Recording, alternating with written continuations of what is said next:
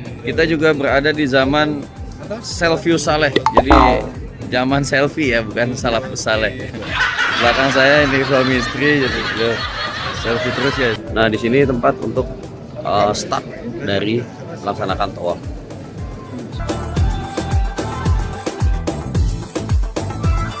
Ini aku udah sangat dekat dengan Hajar Aswad. Pas banget di sini. Yang lagi puasa juga. Ada es campur enak nih. Es kelapa nih. Kalau kalian melewati toko-toko seperti ini, kalau kalian diajak salaman, jangan mau salaman. Lo udah turun, ini di airport baru, kita lagi naik kereta. Kuncung guys. Sampai jatuh guys. يا أيها النبي والكوكب الدري يا أيها النبي والكوكب الدري أنت إمام الحضرة سلطانها الغيبي أنت إمام الحضرة. Oke teman-teman semua, tadi sudah ngambil mikot. I know you told your friend you're not okay, and tell me what's wrong and why you never said you felt that way. And guess you're trying to stay strong and fake a smile until I look away. But I've known you too long, it hurts to.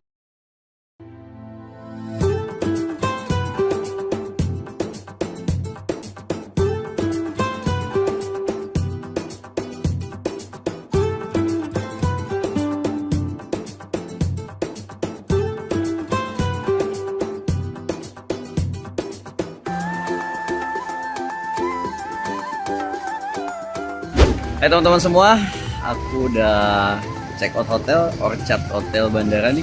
Kita akan menuju ke Bandara Soekarno-Hatta. Ini aku lagi di samping komandan dari Mabruk Tour, Bapak Gus Anang.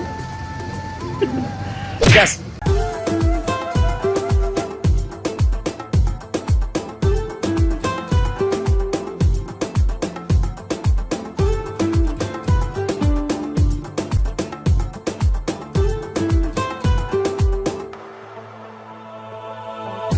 Alhamdulillah udah turun, ini di airport baru, kita lagi naik kereta.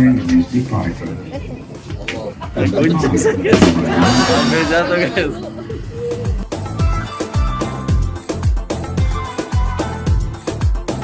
لبيك اللهم لبيك لبيك لا شريك لك لبيك إن الحمد والنعمة لك والملك لا شريك لك.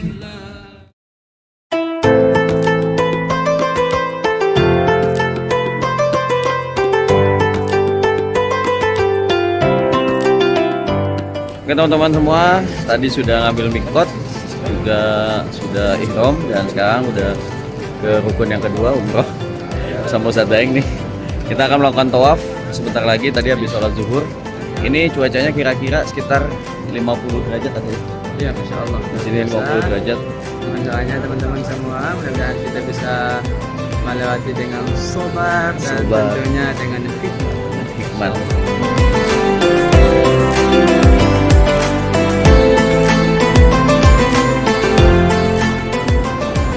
ولا يفوت أبدا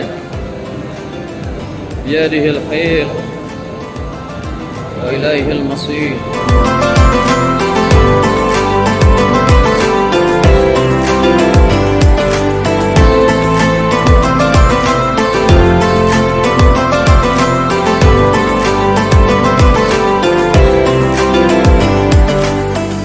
Alhamdulillah udah selesai menjalankan ibadah umroh dan udah tawaf, sa'i dan tahallul. Tadi digunting juga rambutnya. Ustadz Daeng nggak botak. Allah. Tunggu Gus Aldi dulu botak. Saya tahun lalu udah botak, jadi tahun sekarang enggak. Oke teman-teman, aku nginep di hotel Pullman Zamzam. Ini depan-depanan banget sama Masjidil Haram. Dan sekarang kita mau melakukan tawaf. Dan aku udah siap gini. Ini ada di lift tapi sendirian. Kalau di sini nomor 0 ini adalah haram ya, jadi usul haram. Kita turun dulu. Nah, begitu keluar lift ini langsung masuk mall. Ini mallnya karena sepi, karena hari Jumat mungkin banyak yang libur. Jadi aku gas aja.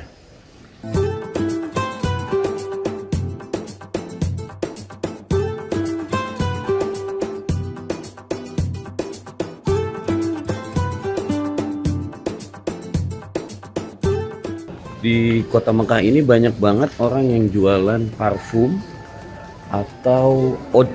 Oud itu semacam kayu yang kalau kita bakar itu keluar minyak dan wangi banget. Itu harganya nggak kira-kira teman-teman. Ada yang sampai bisa 1 miliar atau ratusan juta. Padahal kayunya itu dari Kalimantan, dari Indonesia.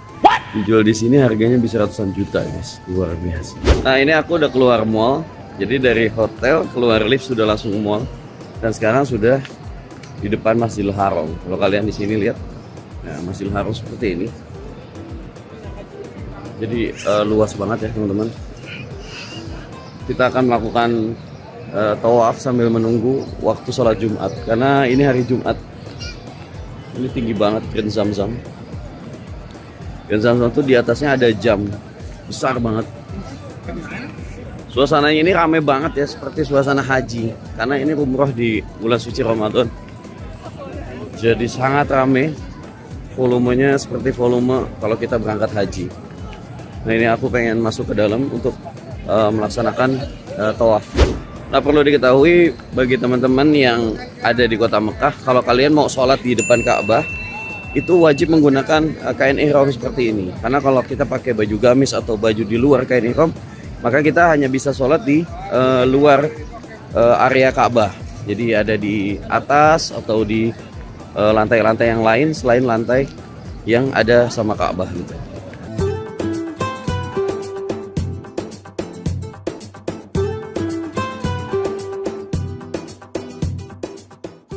Nah ini menuju pintu masuk Ka'bah ya.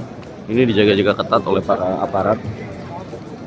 Lihat guys, ibu-ibu juga pada mau sholat Jumat.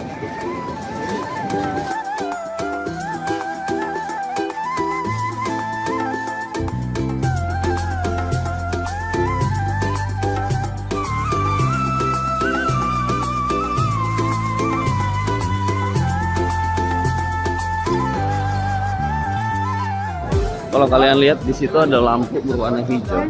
Itu lampunya itu lurus sama Hajar Aswad di sana. Nah, itu tempat start kita melakukan tawaf tuh ada di sana, teman. Tuh lihat lampunya ya.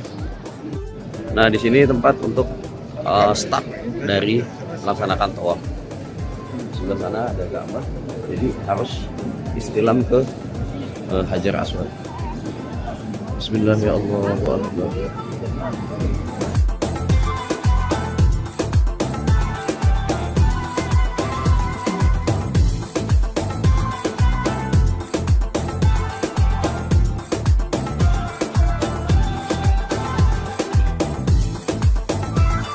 Ini aku udah sangat dekat dengan Hajar Aswad.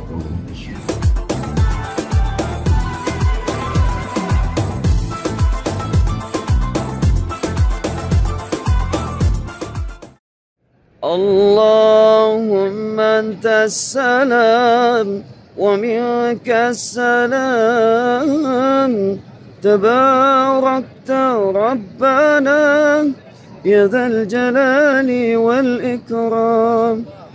Allahumma antas salam wa minkas salam tabarakta rabbana ya dzal jalali wal ikram.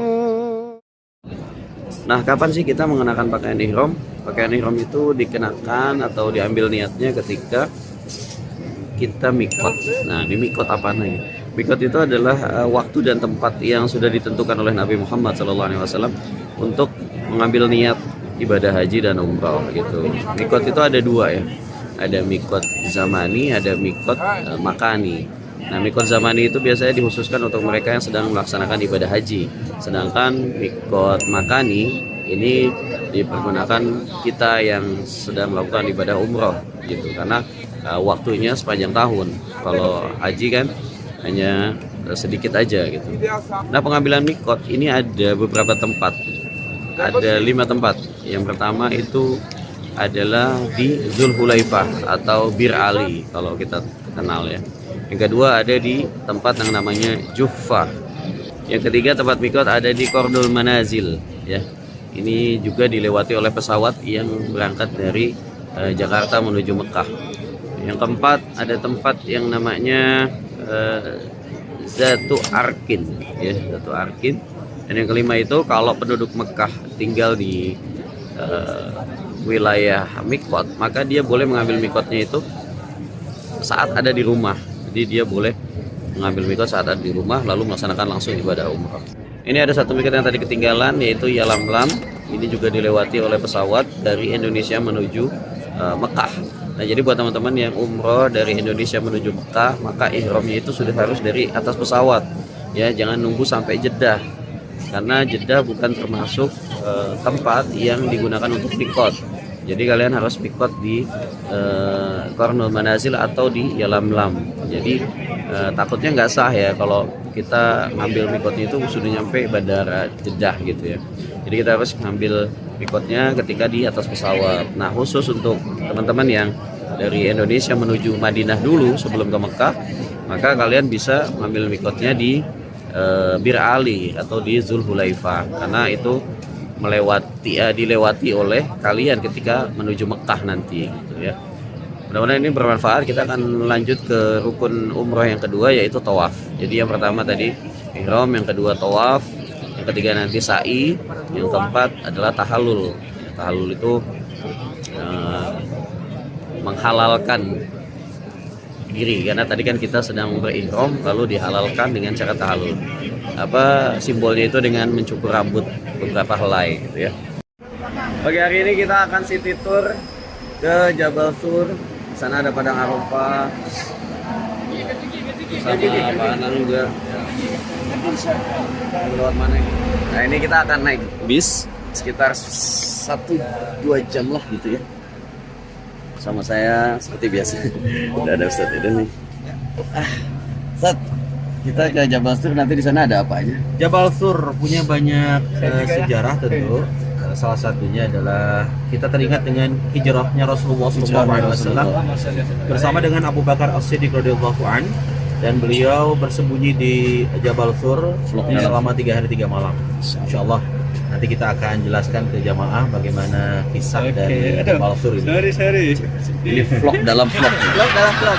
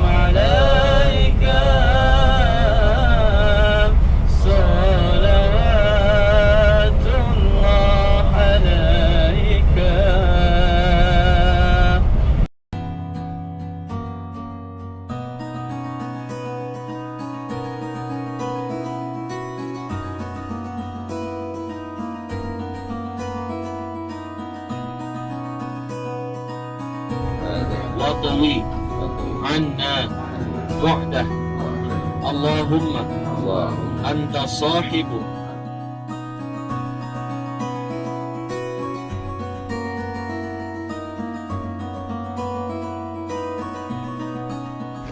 Teman-teman semua, kita udah sampai di Arafah. Arafah ini adalah tempat bertemunya Nabi Adam dan Siti Hawa, dan terdapat nanti juga ada Jabal Rahmah. Nah, Jabal Rahmah ini adalah bukit yang menjadi tempat bertemunya Nabi Adam dan Siti Hawa. Ini adalah bukit cinta ya, Jabal Rahmah. Perlu diketahui suhu di sini sekitar 39 sampai 40 derajat saja.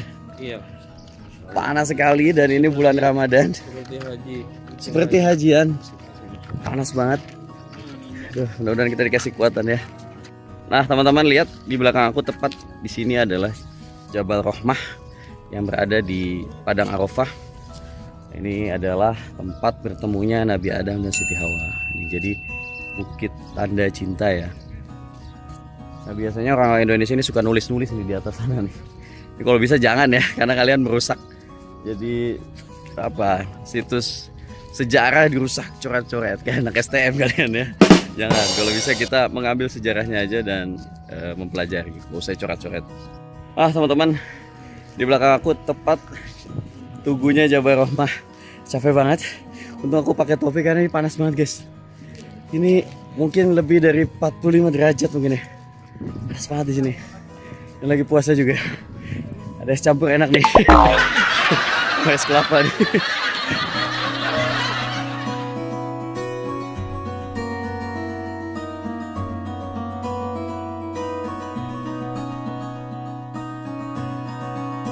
Pasti jomblo udah masalah ini tuh. Padahal udah anak dua nampaknya nih. Masih nulis juga? Nulis apa ini? Oh, Nulis apa ini? boleh juga nih. Ini pasti jomblo ini. Yang sudah nikah, punya anak, boleh nulis juga di sini. Boleh tulis spidol ada nih. Nulis apa? Nggak usah Pak, nggak usah. Tulis Pak Anang. Lihat Pak Anang mulai melancarkan modus-modus senyap ini.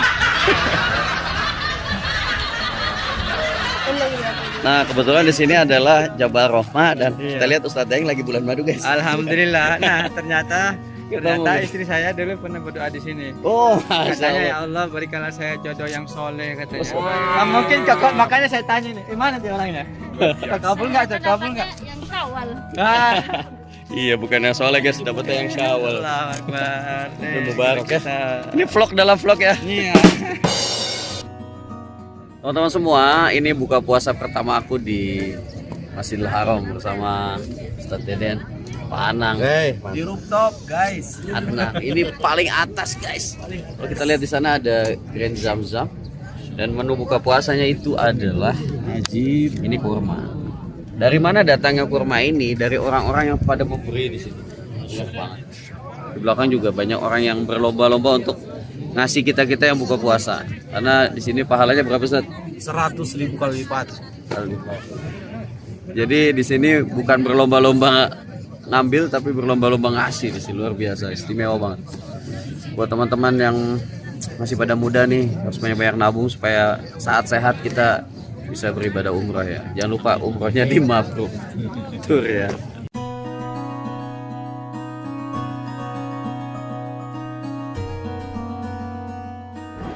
Guys, ini suasana pulang sholat tarawih di Masjidil Haram.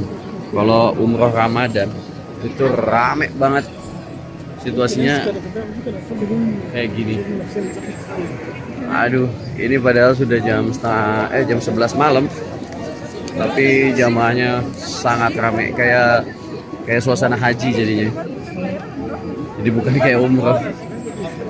Rame banget.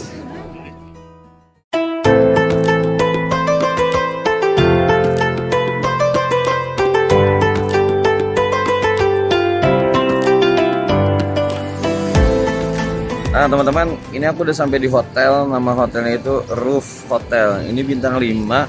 Dan sepanjang aku umroh nih beberapa kali ini, Roof Hotel ini salah satu hotel yang makanannya paling enak ya. Terus ruangannya tuh paling bersih juga dan pelayanannya paling asik. Jadi buat teman-teman yang mau umroh atau bagi travel yang nonton video ini, kalian bisa nih jadi rekomendasi Roof Hotel. Dia nggak terlalu jauh dari Masjid Nabawi, keluarnya itu pintu 399 kalau salah. Nah, makanannya enak-enak, baik sahur maupun buka puasa atau makan siang atau makan malamnya itu enak banget di sini dan banyak banget pilihan makanannya. Jadi teman-teman tuh gizinya tercukupi lah kalau ada di Roof Hotel ini. Mudah-mudahan bisa jadi rekomendasi.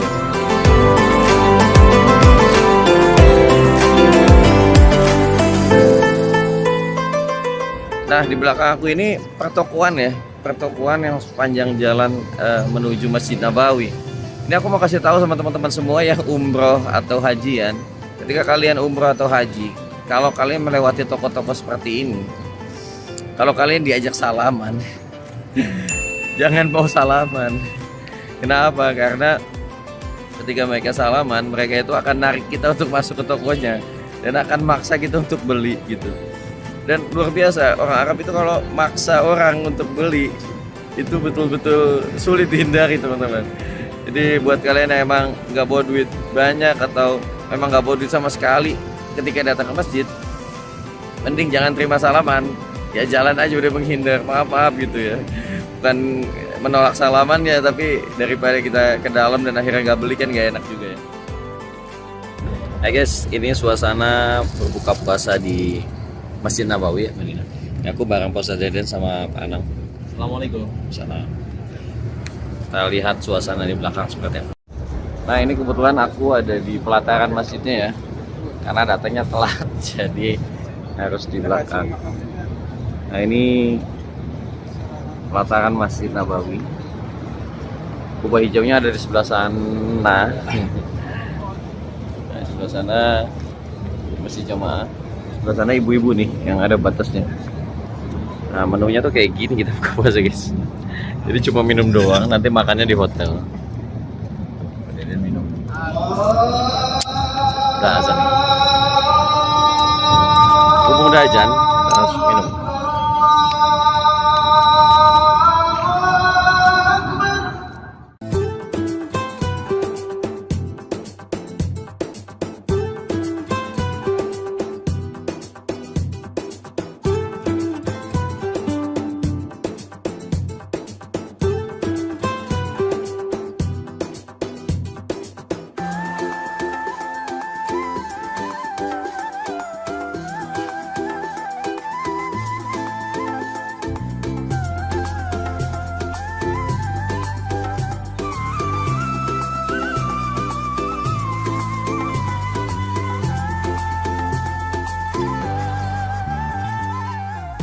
Hai teman-teman, saat ini aku lagi berada di Masjid Quba.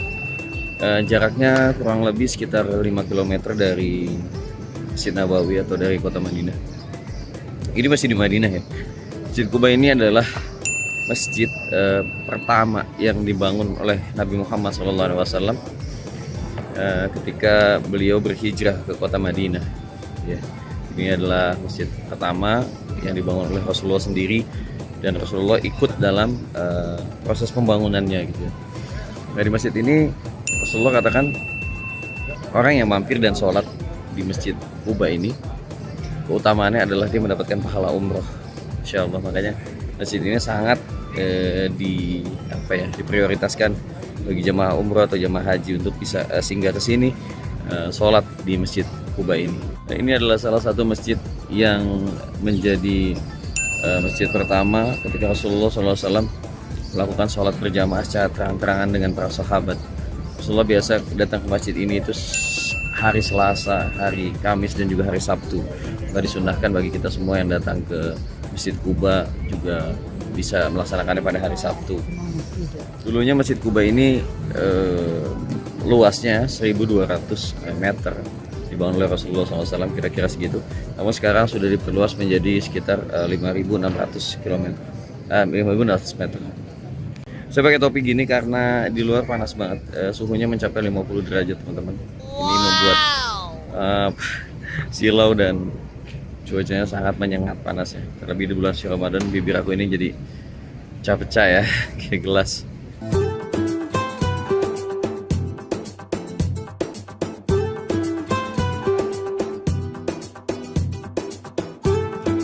Ciri khasnya Masjid Quba itu banyak pilar juga ya, kayak di Masjid Nabawi.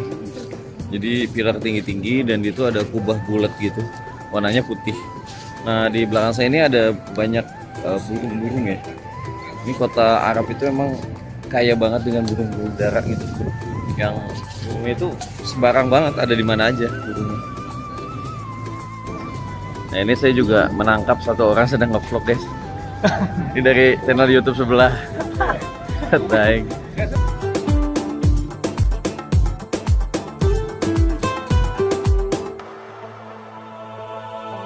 kita ketemu Ustadz Deden nih. Hai guys. Masjid Kuba ini apa sih Ustadz sebenarnya Ustadz? Masjid Kuba ini masjid yang pertama kali dibangun oleh Rasulullah SAW saat beliau hijrah dari Mekah ke Madinah. Jadi sebelum membangun Masjid Nabawi, maka Masjid Kuba terlebih dahulu beliau bangun. Beliau datang hari Senin tanggal 8 Rabiul Awal tahun pertama Hijriah. 4 hari beliau tinggal di Kuba dan Kuba dibangun sederhana sekali pada waktu itu. Beda jauh dengan sekarang, 14 abad kemudian, tahun 1986, Raja Fahad bin Abdul Aziz kemudian melakukan renovasi dan perluasan hingga memakan biaya sampai dengan 90 juta rial dan sekarang mampu menampung 20.000 jamaah. Wow, ini total pintunya ada berapa Ustadz? Pintunya ada 19. Ada 19 pintu. Dan tentu bukan hanya nilai sejarah saja yang bisa kita dapat di Masjid Kuba ini, tapi ada nilai yang lain, fadilah yang lain, keutamaan yang lain. Kata Rasulullah SAW, "Man tatahhara fi baitihi." Barang siapa yang bersuci di rumahnya. Kalau kita di hotel ya. Tsumma ata Masjid Kuba, lantas datang ke masjid ini, Masjid Kuba, fa shalla fihi sholatan, lantas dia laksanakan salat. Insyaallah. Kana lahu ka ajri umrah.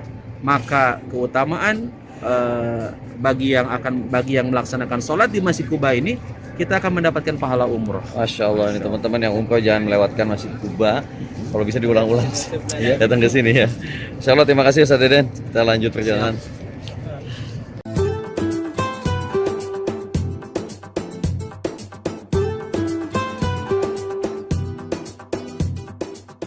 Ini kebetulan dari channel sebelah guys. Wawancara apa ini? Channel kompetitor ya guys. Ini vlog dalam vlog. Ini Ustadz Daeng, kira-kira mau nyampein sesuatu gak buat channel? Teman-teman para pencinta salawat, ente harus terima kasih sama channelnya Gus Aldi yang menyediakan salawat yang dan juga prank-prank yang luar biasa ya, untuk meminimalisir tayangan-tayangan yang tidak bertanggung jawab. Tidak bertanggung jawab. Ambil ilmunya, kudu banyak sowan sama beliau. Masya Allah. Ini kalau kalian nih orang Indonesia yang mau ketemu Ustadz Daeng, kalian bisa datang ke Istiqlal karena beliau ada di sana terus ya. 5 waktu ada di sana sudah. Kalau hari Rabu sampai Rabu. Kamis pagi. Kamis pagi beliau kadang muazin, kadang imamin juga ya.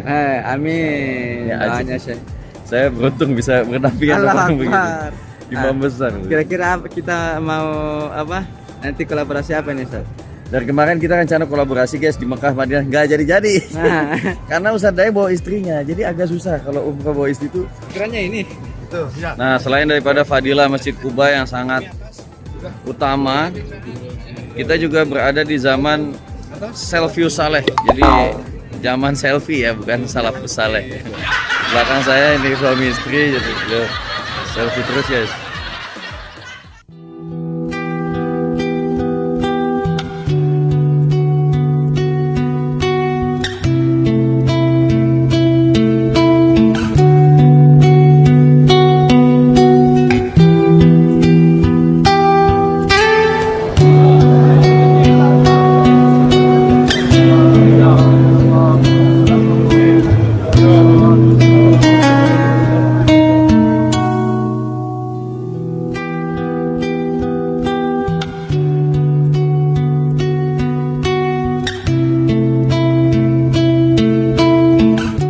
Teman-teman, aku baru keluar dari makam Nabi Muhammad SAW. Di sana ramai banget dan sulit banget untuk megang kamera. Ditambah lagi kalau sudah ke makam Rasulullah itu, aku udah nggak ada perasaan pengen bikin konten gitu. Jadi pengennya fokus aja gitu sholawat pada Nabi Muhammad SAW. Karena kita di depan Nabi Muhammad, jadi sulit banget hati ini pengen fokus kepada selain Rasulullah gitu. Walau itu cuma hanya sekedar megang kamera. Tapi tadi aku ngambil beberapa gambar video yang ada di lingkungan depan pintu Babu Salam namanya. Pintu Babu Salam. Jadi kalau masuk ke makam Nabi Muhammad SAW, kita masuk lewat pintu Babu Salam dan keluar lewat pintu Baqi. Nah, di belakang aku ini adalah pemakaman Baqi ya teman-teman.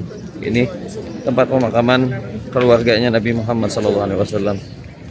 Jadi kalau keluar dari makam Nabi itu kita bisa langsung ke pemakaman Baqi untuk ziarah kepada keluarganya Rasulullah SAW. Semoga teman-teman semua bisa kesini nanti. Sallallahu Nabi Muhammad.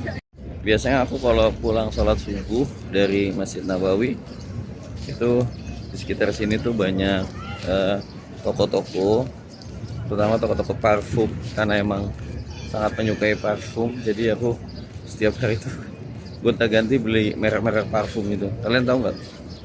Parfum di sini harganya mahal banget. Kalau yang pure ya, yang ori. Tadi malam aku beli parfum harganya 130 real. Satu realnya itu 4.000 rupiah. Berarti sama dengan sekitar 650 ribuan ya, dikonversi ke rupiah. Itu gedenya cuma segini. 650 ribu, tapi emang wangi banget. Itu wangi apa, kiswah Ka'bah kayak gitu. Dan belakang aku ini banyak burung-burung. Nah, kalau pagi juga biasanya aku ngasih makan burung-burung pakai jagung-jagung yang dijual gitu.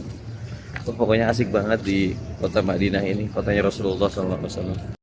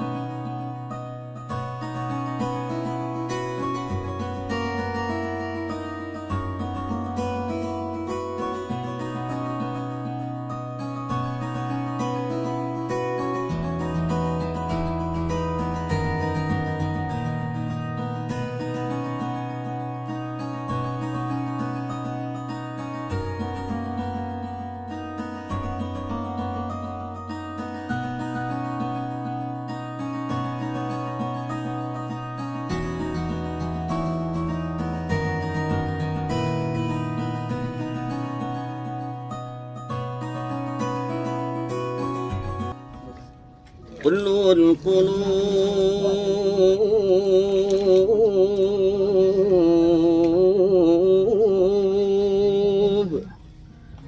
القلوب إلى الحبيب تميل، كل القلوب إلى الحبيب تميل، ومعي بذلك شاهد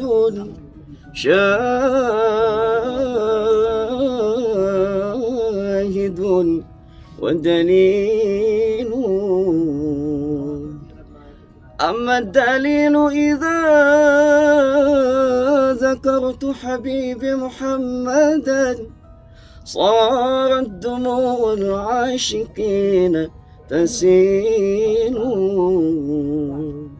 هذا رسول الله، هذا رسول الله، هذا المصطفى، هذا لرب العالمين خليل.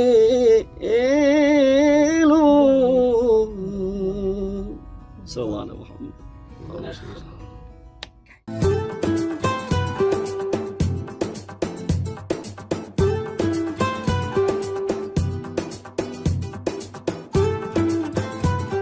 Teman-teman, aku lagi ada di kebun kurma. Ini isinya kurma semua, tapi ada banyak hal, ada es krim juga. Ini bentuknya kayak swalayan gitu ya. Jadi kita lihat di sini ada banyak banget produk kurma dari berbagai macam jenis. Jadi kurma tuh di sini udah kayak permen. Tuh. Ini ya nggak cuma kurma sih, ada banyak juga. Tapi dominannya kurma. Lihat di sini ada kurma. Ini ada kurma ajwa nih yang hitam. Kurma ajwa kenapa sih hitam? Dia beda sama kurma lain. Nah ini ya, ini kurma ajwa, lihat. Warnanya tuh hitam. Beda sama kurma yang lain. Kalau kurma yang lain tuh warnanya lihat, coklat kayak gini. Tuh. Jadi lihat bedanya tuh antara kurma ajwa dan kurma sukari ya ini ya. Ini beda. Warnanya tuh yang ini cerah, yang ini gelap banget. Kenapa? Kurma ajwa itu kok warnanya hitam? Karena dulu Nabi SAW pernah ditantang oleh kaum kafir untuk menumbuhkan biji kurma yang sudah dibakar. Jadi kalau biji kurma itu kalau udah dibakar dan udah kering, dia nggak bisa tumbuh lagi guys, walaupun udah ditanam di tanah yang subur. Ini Nabi SAW ditantang, kalau emang kamu beneran Nabi, kamu bisa nggak nih numbuhin pohon kurma ini dengan biji yang udah kami bakar. Jadi taruh sama Rasulullah SAW, atas izin Allah, si kurma ini bisa tumbuh dan menjadi kurma ajwa, dan buahnya itu hitam sendiri ya, beda sama kurma-kurma yang lain. Kalau kurma yang lain itu buahnya kecoklatan, ada warna krem-krem gitu. Kalau ini warnanya hitam, kurma ajwa. Di kebun kurma juga nggak semuanya jualan kurma, tapi juga ada kue-kue Arab, kue-kue kering kayak gini. Jadi buat teman-teman yang mau ke kebun kurma, ya belanjanya nggak cuma kurma, tapi juga ada banyak banget nih kue-kue khas Saudi ya. Nah ini ada juga teh Arab ya. Teh Arab ini warnanya tuh nggak kayak teh Indonesia. Kalau teh Indonesia kan coklat. Teh Arab di sini warnanya apa ini ya, kuning-kuningan gitu. Jadi kayak ada rempahnya gitu. Jadi kalau orang Indonesia pasti agak cukup kaget ketika makan teh Arab.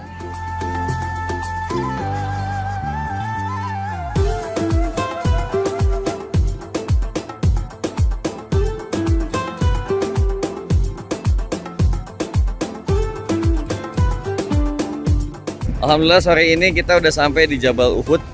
Ustadz, ini kebetulan saya udah sama Ustadz Siroh, tinggal di sini udah bertahun-tahun. Ustadz, Jabal Uhud itu apa sih? Jabal Uhud itu adalah gunung yang nanti insya Allah berada di surga sebagaimana telah disabdakan oleh Rasulullah.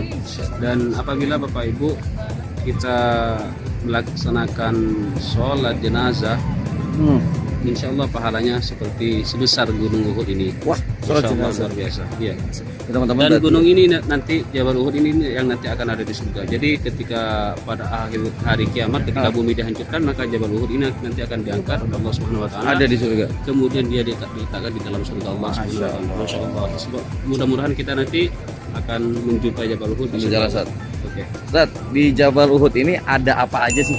Di Jabal Uhud yang jelas sudah pasti ada 70 syuhada Uhud, karena Jabal Uhud ini adalah saksi bisu terjadinya pertempuran besar pada tahun ketiga Hijriah ketika orang-orang musyrikin Makkah menyerang Madinah untuk menghancurkan Madinah dengan dasar balas dendam pada perang Badar sebelumnya yang ketika itu mereka mengalami kekalahan besar. Katanya ada paman Nabi di sini. Iya betul, paman Nabi. Beliau sekaligus adalah saudara sepersusuan Nabi, namanya adalah Sayyidina Hamzah bin Abdul Muthalib. Masya Allah, ketika beliau wafat, kemudian beliau dikuburkan di padang pasir waktu itu. Kemudian 46 tahun terjadi banjir di Madinah. Kemudian jasadnya terangkat dan Masya Allah luar biasa.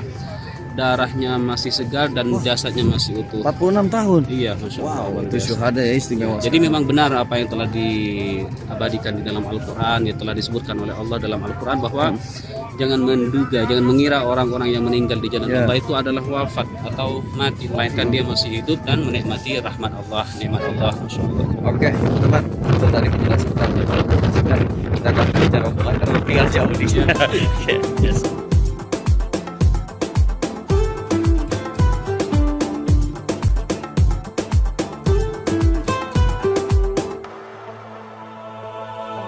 Nah, di belakang sini terdapat makam 70 syuhada Uhud. Yang kalau kita lihat di belakang sana ada yang pakai batu, itu makamnya Sayyidina Hamzah bin Abdul Muthalib. Beliau ini wafat dibunuh atau ditombak oleh orang yang namanya Wahsy. Wahsy sebelum masuk Islam itu adalah budak dari Hindun bin Utbah, istrinya Abu Sufyan. Nah, perintah itu disampaikan kepada Wahsy untuk membunuh Sayyidina Hamzah bin Abdul Muthalib, karena Sayyidina Hamzah adalah orang yang membunuh orang tua dan kerabat daripada Hindun binti Utbah itu ketika perang Badar. Nah, ini dendam sehingga ketika perang Uhud dimintalah si Wahsy ini untuk membunuh Sayyidina Hamzah bin Abdul Muthalib. Kalau kamu bisa membunuh Sayyidina Hamzah bin Abdul Muthalib, maka kamu akan saya bebaskan dari perbudakan ini. Lalu Wahsy datang ke perang Uhud dan dia berhasil membunuh Sayyidina Hamzah bin Abdul Muthalib. Dan setelah berhasil, Hindun binti Utbah itu merobek dadanya Sayyidina Hamzah bin Abdul Muthalib, lalu diambil jantungnya hingga hampir mau dimakan. tapi nggak bisa dimakan karena mungkin jijik atau kenapa, aku nggak tahu zaman dulu. Tapi kuping dan hidungnya Sayyidina Hamzah bin Abdul Muthalib itu digunakan sebagai kalung oleh Hindun binti Utbah. Nah ini sebelum beliau masuk Islam. Nah Wahsy sebelum masuk Islam itu adalah orang yang berbahaya untuk Rasulullah SAW dan para sahabat. Namun setelah masuk Islam, Wahsy mendekati Rasulullah SAW dan ditanya oleh Rasulullah, apakah kamu Wahsy? Iya ya Rasulullah. Apakah kamu yang membunuh Sayyidina Hamzah bin Abdul Muthalib? Iya betul ya Rasulullah. Saya memaafkan kamu, tapi mulai detik ini kamu jangan menampakkan wajah kamu di depan saya, kata Nabi Muhammad SAW kepada Wahsy. Nah ini membuktikan bahwa Rasulullah bisa memaafkan seorang, tapi kalau mengingatkan kepada kesedihan, Rasulullah tidak mau melihat orang tersebut. Hindun binti Utbah adalah istri dari Abu Sufyan yang memerintahkan untuk membunuh Sayyidina Hamzah bin Abdul Muthalib. Dan Hindun setelah masuk Islam menjadi orang yang berpengaruh di membantu dakwahnya Nabi Muhammad SAW bersama Abu Sufyan. Nah teman-teman, di belakang aku ini adalah Jabal Rumat, tempat para pemanah Rasulullah itu yang 50 orang naik ke atas bukit dan diminta untuk menjaga kaum kafir, pimpinan Khalid bin Walid. Namun karena tergiur dengan harta ghanimah saat itu, pasukan muslim turun dan akhirnya pos jaga panahnya nggak ada yang jaga, dan akhirnya kaum muslim saat itu mengalami kekalahan dan juga terbunuhnya Sayyidina Hamzah bin Abdul Muthalib.